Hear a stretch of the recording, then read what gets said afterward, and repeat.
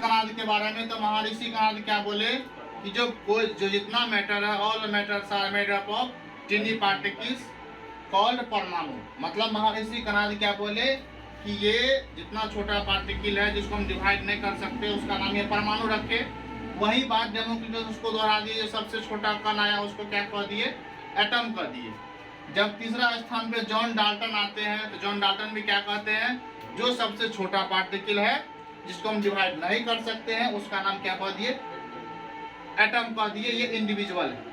अब देखो यहाँ पर हम एग्जाम्पल क्या दिए, ईट का, ये ब्रिक है, कहते हैं 1 नंबर 2 नंबर, इसमें अंतर पता करते हैं। यानी इसका टुकड़ा और इसका टुकड़ा कभी भी मैच नहीं कर सकता। मतलब जैसे हाइड्रोजन का टुकड़ा है, हाइड्रोजन का एटम है और सोडियम का एटम, ये आइडेंटिकल होगा। क्या होगा, आइडेंटिकल, मैच नहीं कर सकता। जैसे कि अगर मेरा फिगर है या किसी और बंदा का फिगर है, वो कभी मैच कर सकता है, वो अपने आप में क्या है, आइडेंटिकल है। मतलब कुल मिला के अगर 118 एलिमेंट है, कितना एलिमेंट है, 118 एलिमेंट है, तो 118 एलिमेंट का जितना एटम होगा सब अपना आप में क्या होगा, आइडेंटिकल होगा।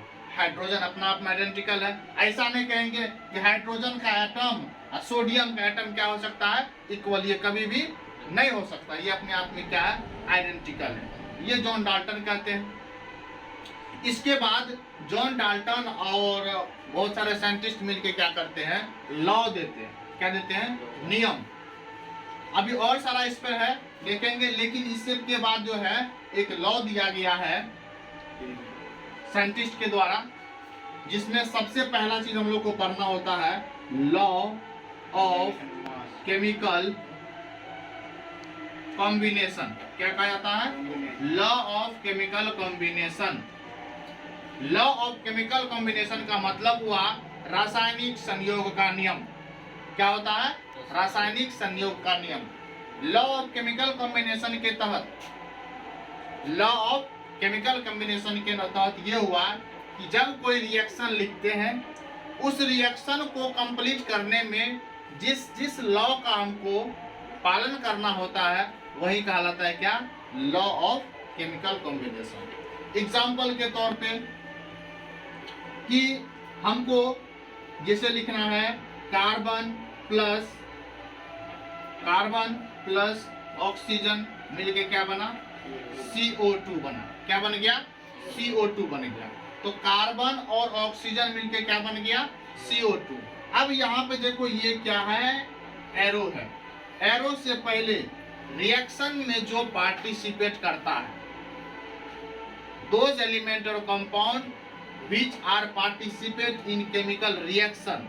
तो पार्टिसिपेट कर रहा है कौन, ये दोनों। It means this is called reactant. क्या कहेंगे इसको, रिएक्टेंट कहेंगे।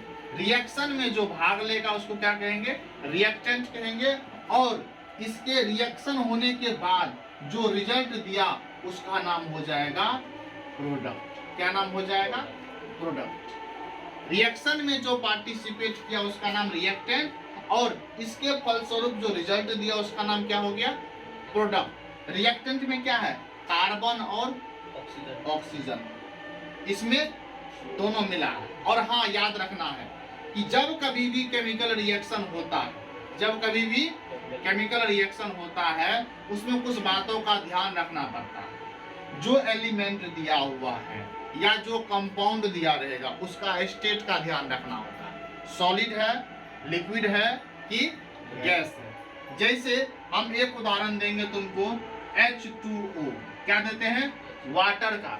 तो H2 plus O2 gives H2O।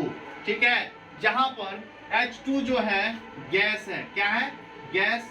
Oxygen भी जो है गैस है, लेकिन रिजल्ट जो बना वो क्या बन गया, लिक्विड बन गया। इसका मतलब रिएक्शन से पहले कोई मायने नहीं रखता है केमिकल रिएक्शन में कि वो किस स्टेट में है गैसियस स्टेट में, बन गया किसमें, लिक्विड स्टेट में। अभी ये क्या है, बैलेंस नहीं है। बैलेंस करेंगे तो कैसे बैलेंस करेंगे, 2H2 2 ऑक्सीजन 1 ऑक्सीजन, यहाँ पे करो, यहाँ पे 2 हो गया, इसको यहाँ से कर दो, ये क्या हो गया, ये बैलेंस हो गया।